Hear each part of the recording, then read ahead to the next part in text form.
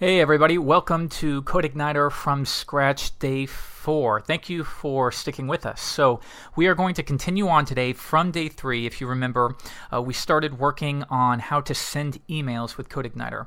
Today we're going to take that a little bit further and we're going to build a mock newsletter signup. Just for an example. So you can see here, this is kind of the final example. I've just built a very basic shell. Basically, you just fill out your name. It's gonna, when you click submit, it's gonna post to a send method within our email class. It's gonna perform some validation to ensure that the user does type something in here, and it's also going to validate to make sure that the email address is in fact an email address. It's going to do that validation, and if it passes, we will then send an email and maybe attach a mock newsletter or something along the lines of that. The only thing we're not going to cover here is maybe with a newsletter you'd also want to perform an insert query into a database to store the user's name and email address. You'd want to do something like that as well. I decided not to do that just because it gets too long with these tutorials and I think you might lose interest. So let's get right into it. I'm going to open up, let's go back, and within my websites, you can see here that's my finished one.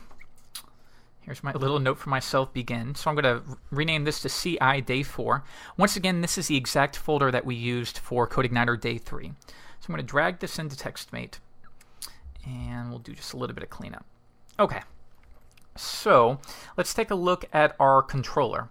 We have our email controller right here. And you can just take a quick look. We have our function index. Well, right off the bat, we know immediately when we load this email class or the email page, we don't want to immediately send an email. I did that for an example. We would want that to be stored in a separate method that we could call, not something that runs immediately when the page loads, right? So let's change this to send. Okay, construct function, we're still not going to get into that just yet, so if you want, you can remove that. I'm just going to keep it in there for now. But we do need to recreate our index function, which will run automatically. And the only thing I want to do here is just load our form. So we're going to say this, load, view, and let's just call this newsletter. And while we're at it, let's go ahead and create our newsletter. New file, newsletter. Some people prefer to do _view or something like that. I usually do that actually quite a bit, but we're just going to keep it simple here. So create that. Create a basic shell here. Newsletter page loaded, just for example. And let's just go ahead and test this actually. So I'm going to make sure MAMP is running. I'm going to open my start page, and I'm going to navigate to CI Day 4. And we're going to load the email class. And remember, we could load the index method as the second parameter, but we're not going to. Doesn't matter. Okay, newsletter page loaded. We have loaded our view. Great. So the next thing we want to think about is actually creating our newsletter page. So within newsletter.php, remember, this is your view. Let's go ahead and get into it. First thing I want to do is let's wrap all of this within a div with an ID of newsletter form.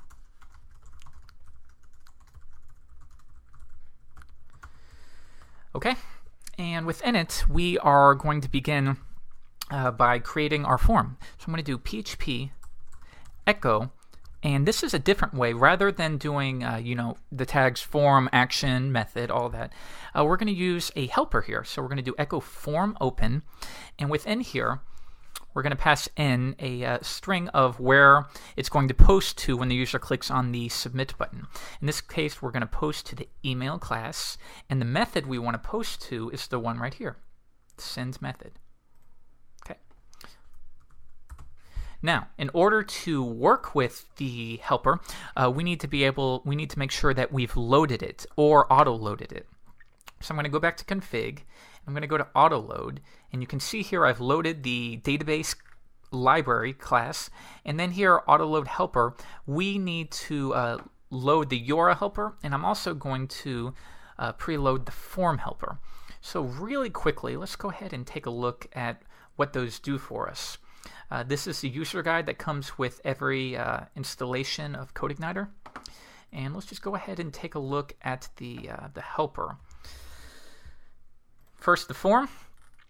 You can load it like this, like normal, or you can auto-load it. And you can see here, form open, email send. So the above example would create a form that points to your base URL. And remember, the base URL is set, if I can find my page, we set the base URL at the very beginning, right here. And in this case, once you load it to your server, it would be www.example.com. But here, we're just pointing it to our installation. I'm going to go ahead and change that from day 3 to day 4.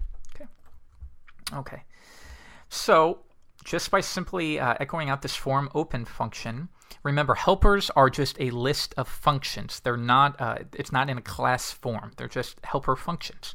And then this is what would be rendered out. So not only do you save a bunch of typing, but it's just much easier because you don't have to worry about adding the exact URL. So when you switch to different websites and things of that nature, you don't have to worry about this. It'll take care of it for you.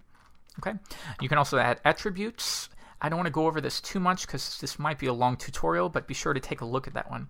And the only other one I want to show you is the URL helper. And this just gives you access to a few functions that make things much easier. For instance, site URL.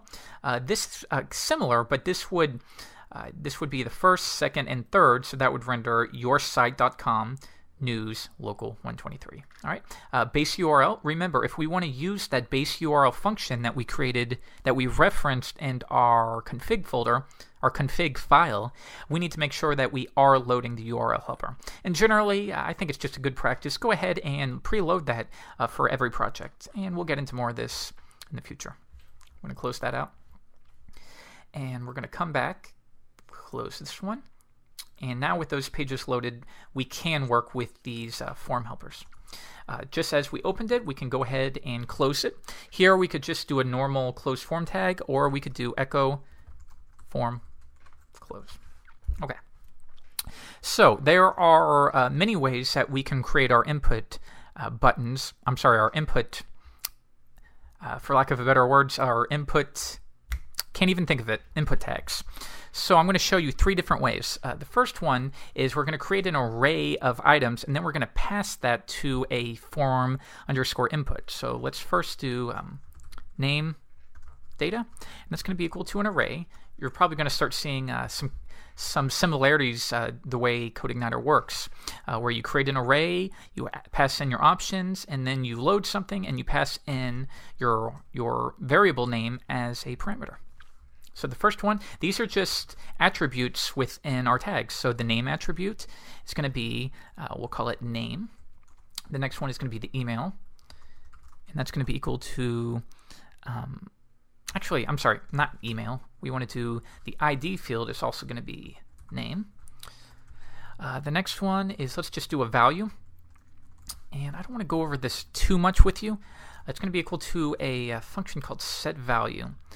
And basically, I'm going to go over this more, but basically this will, let's say for instance, you press the submit button and it doesn't validate, so the form reloads. Well, whatever you typed into those 2 text boxes is not going to reload as well. So we need a way to remember what the user typed in and repopulate those input boxes with whatever they typed. And setValue is a CodeIgniter function that will take care of that for us. Okay, so the next one, let's go ahead and clean this up just a bit. And next we are going to do a paragraph tag, and let's create a label. And the label is going to be for the name. It's going to reference the input with an ID of name. We'll do name. And the next thing we're going to do is PHP, and we're going to echo form underscore input. And make sure we close out our p tag. Okay, now if we want to reference these options that we selected, we need to make sure that we pass that in as a parameter, like so. So that is one way that we can do it. Some people think it's a little bit cleaner. You can easily see what you're doing. Let's take a look on the page. And that's not even loading. Let me see. Must have made a quick mistake. Give me just a moment. And pretty sure it's that colon right there. Yep, and that's pretty much what we would expect, right? Okay, so that's one way you can do it. Let's take a look at another one. This time we're just going to do, once again, p And just to save some time, let's copy that. And this time the P is going to be for the email address. And this time we're going to just do it regular input type equals text. The name is going to be email. The ID is going to be email. That way we can reference it possibly with JavaScript or to make sure that the label references that. The value, once again, we're going to do PHP echo set value. And I'm sorry I'm on such a low resolution. We're going to set value, and we need to pass in what we are resetting. And we're going to reset to that email text box. And that looks good, and close out the P. So what I'll do here, just to save some space, is put this onto its new line.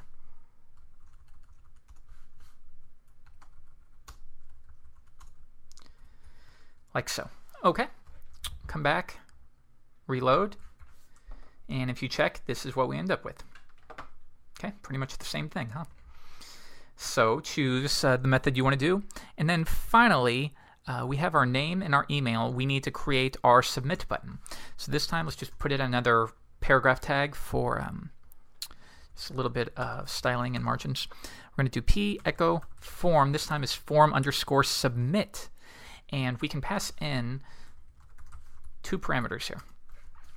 The first one is going to be submit, and the next one is also submit. And that's just the name and the value, respectively. Come down, name, submit, value, submit. All right. So that's another way. If you notice, the only difference here is that rather than setting an array and passing that array in, here I just entered it directly. So do whichever method you prefer here. So we have our submit button, then we close out our form, and we are going to do some validation here. So we're going to have to come back in a moment, but I think this is okay for now. The next thing I want to do really quickly is add some styling. Just for the example, I'm going to go ahead and put the styling inline, but we will later in the tutorial go and make that an external one. Okay. Let's do label and display block. That's fine for now. We'll do a little more later. So if I click the submit button, actually let's close that out, and if we view it, our form action, this is what creating that form open did. It created a link to the email class in the send method. So now if we come back, when the user clicks on that submit button, remember we haven't done any validation yet. We will, but it's going to direct the user to this send function. All right. So if I wanted, I could go echo hello from send, and let's just test this out. Refresh the page, click submit, and we have been directed to the send method. Great. So let's go ahead and modify this a bit. We need to perform validation. We need to ensure that the user does type something into those text boxes. We also want to make sure that a real email address is added. So the first thing I want to do is we're going to load the form validation class.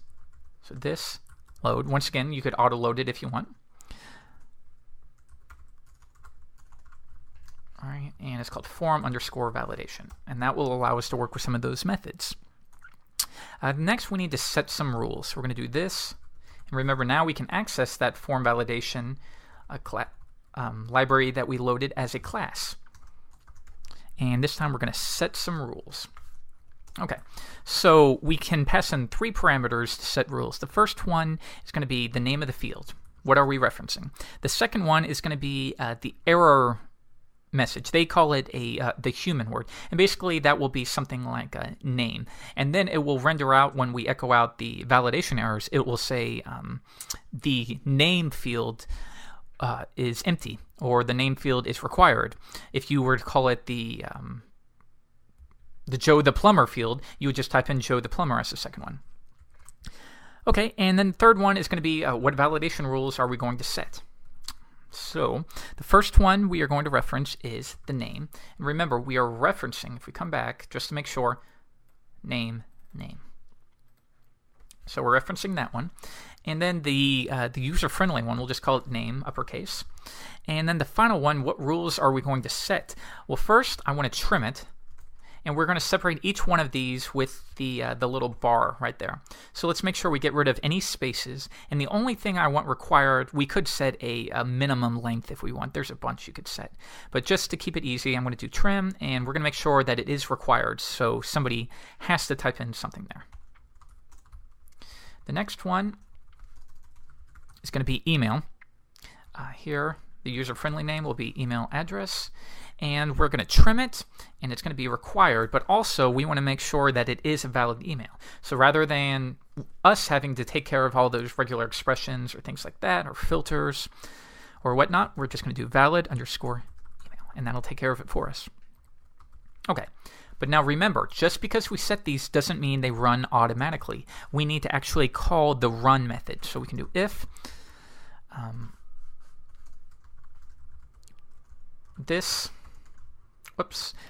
this form underscore validation, and we're going to call run. Now, if that returns false, that means there was a problem or nothing was typed in. So if that does happen, let's just reload that form because they did something wrong, correct? So this load view, and if you remember, we called it newsletter. Okay. Otherwise, else, validation has passed. Now send the email. All right. So now let's create a few quick variables. We're going to do name and email. And we need to grab those, whatever the user types into those text boxes from the post superglobal. There's another way CodeIgniter will kind of make this easier for us. Is we're going to do this input. And this input class is loaded automatically, so it's not something you have to load for them. And we can either do get or post. So we're going to do post, and we're going to type in the name that would be posted. Remember, name. The next one, email, is a name of email. It's like so. And here it's going to be equal to this. But so you could still do it this way if you wanted. It's your choice. This saves you a bit of time. Okay, and then if we want, I'm not going to echo those out, but just rest assured if you type in Joe and Joe at joe.com, those will store each of those values respectively. So the next one is we want to send the email. So what I'm going to do here is just take all of this right here, because we only want to send an email if the validation passed successfully. So we're going to put that within the else statement. All right. That looks good. So we load our library. We set a new line from Nettuts tutorial. Some jerk changed the our password from the sample account. Guys, don't do that, because I have to create another one, and you're not going to get anything from this account. I'm never going to use it, so you're not going to get any secret information. So we're going to change that to nettuts+tutorials@gmail.com. And you know what? I have this old. Actually, let's just send it to ourselves. gmail.com. And the subject is going to be test newsletter sign up confirmation.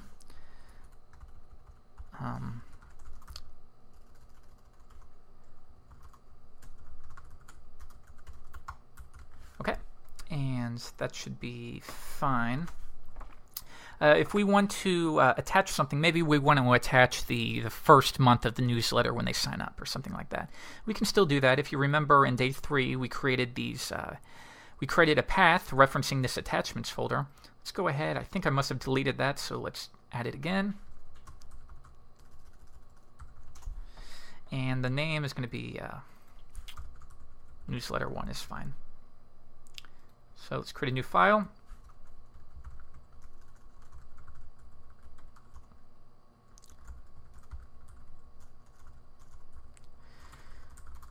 Okay, that looks fine. So just to go over that one more time, we set a path, and that's equal to this config item server root. So let's go into config, and I think it's still there, server root. You don't have to do this, by the way. If you want, you could go and just reference this jQuery $_ under server super global. But I wanted to show you guys that you can create your own config items.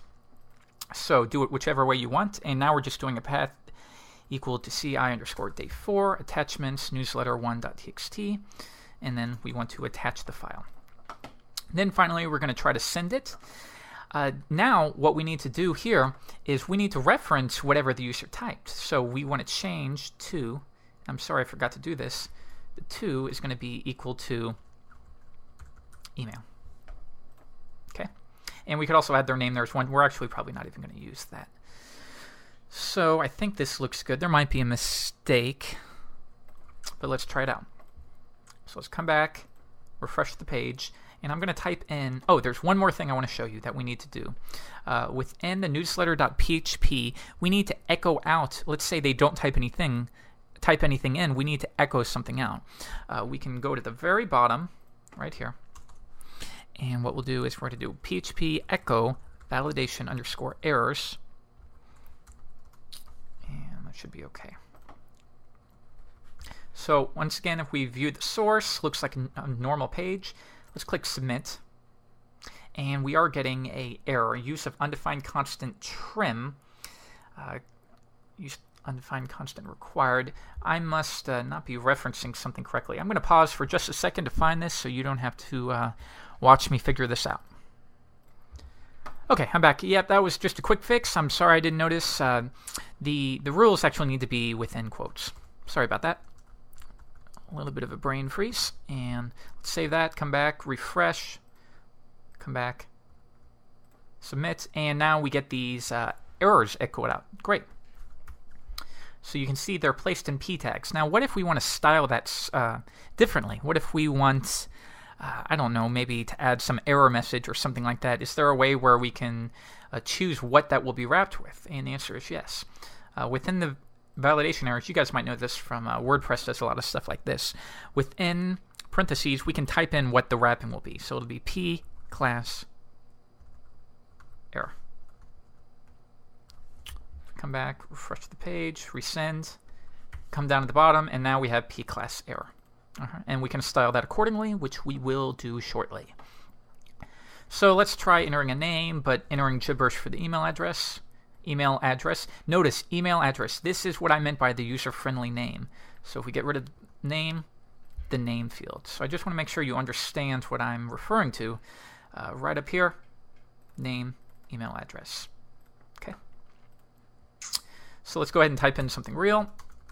My email address. Let's just send it. This is an account I've had for over a decade that I don't even use, but I have to check it every once in a while.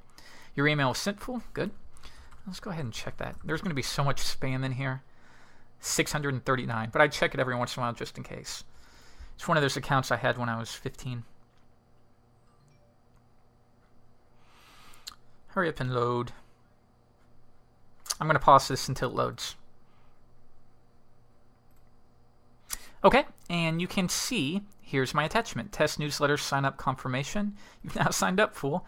And there's our newsletter. If we want to open that, this will be our sample newsletter that you can fill in with whatever you want. Okay, so we've actually done quite a bit. The last thing I want to show you how to do is style this a little bit. A few of you asked me, how do you reference a style sheet? And it's actually easy. There's a bunch of ways you can do it. So let's go ahead and within our root, I'm going to create a new folder, and I'm going to call it CSS. I'm going to create a new file, and for today, I'm going to show you the easiest way to do this. So what I want to do here is, obviously, with the MVC pattern, we don't want to add any styles directly into our view. That doesn't make sense, does it? So I just want to come in here, and I probably should paste this in from my other project, but I'm not going to. But what I will do is just give me a moment so I can copy this from my original project.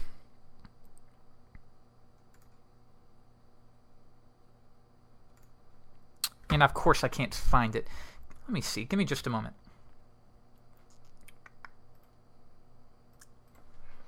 Well, I can't find it, so you know what? Let's just go and steal it from here. And come in, paste that in. Bundles. I think there's some kind of tidy in here. Format CSS. All right, that's fine. So, well, it's not too fine, but it's okay. So if you want to go over this really quick, otherwise just go ahead and skip a minute ahead.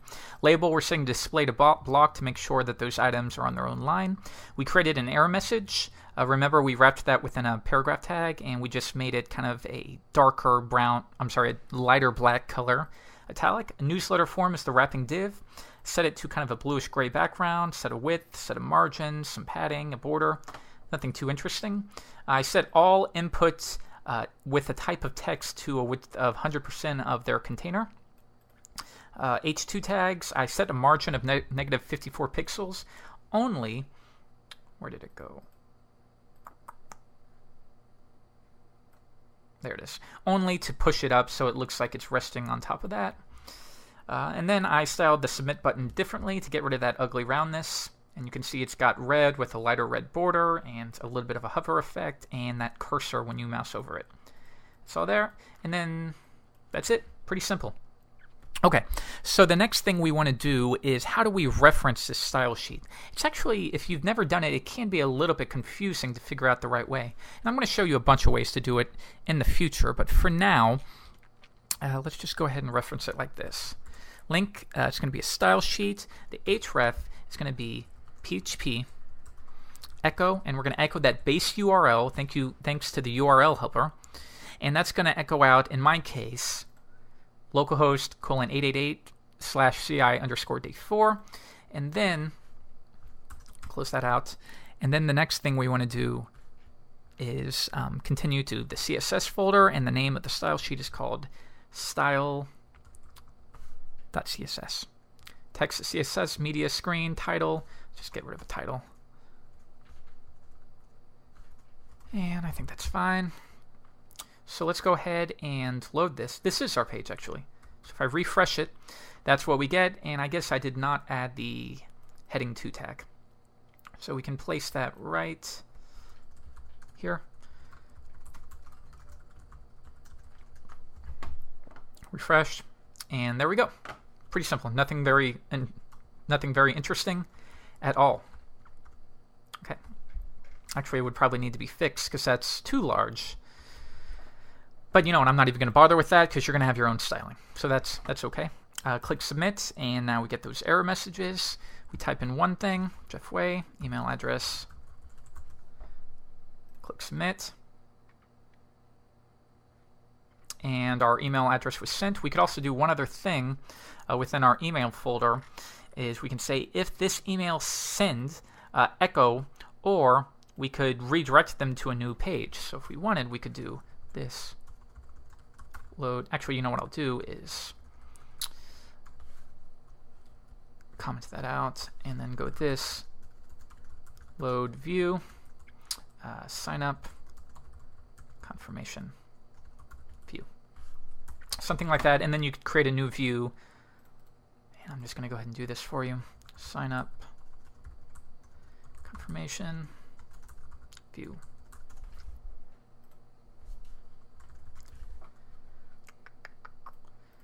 Not too interesting to watch, but let's try it one more time. Come back, refresh the page. Refresh the page. Submit. Yay, and we were directed to that new view. Okay, so we've done it. We have learned how to send emails. We've learned how to create a contact form or a newsletter form to allow users to sign up. And we've learned how to attach items, how to validate. So we have done an incredible amount of work. Really, total between these two videos, maybe 45 minutes. And now, the amazing thing here is just check out the validation here. This is about it. Imagine having to do all that validation yourselves, whether you wanted to use filter vars or regular expressions or whatnot. It's really confusing. Here, you load the form validation class. We set some rules, just saying, you know what, that name field is going to be trim it and make it required. The email, we're going to make a valid email. We could even do more. We could stack these as much as we want. If we want to set a min length on the name or something like that, you could. And then all we do is we call run. And if it returns true, we can move on. If it doesn't, we'll just reload that view altogether. So thank you guys so much for watching day 5. We're going to continue on with something else. I'm not sure. Feel free to leave a comment if you have any requests. You guys keep requesting a login form. I promise we're going to go through a whole membership thing, but we need to learn the fundamentals before we get into all the sessions and all that. Thank you guys so much. I will see you next week. I'm Jeffrey Way. Bye.